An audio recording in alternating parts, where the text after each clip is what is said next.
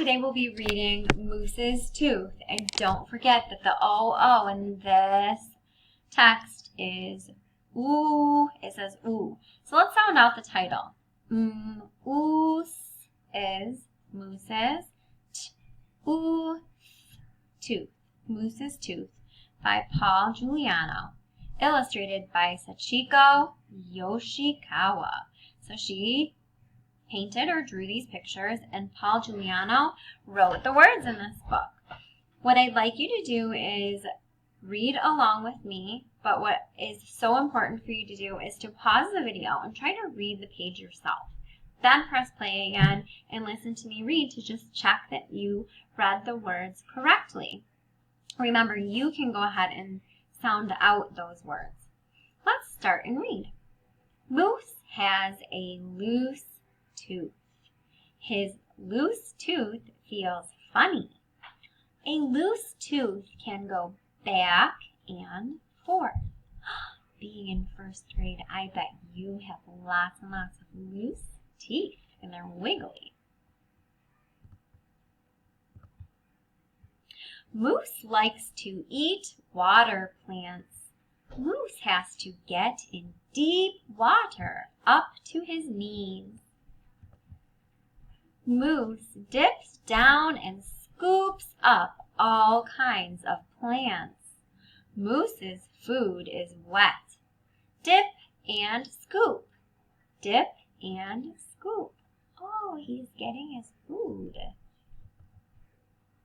Moose has a loose tooth.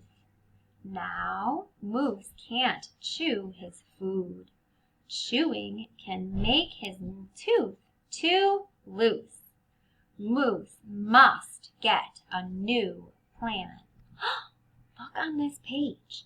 O says ooh, and guess what? We have EW in two words that make the ooh sound as well.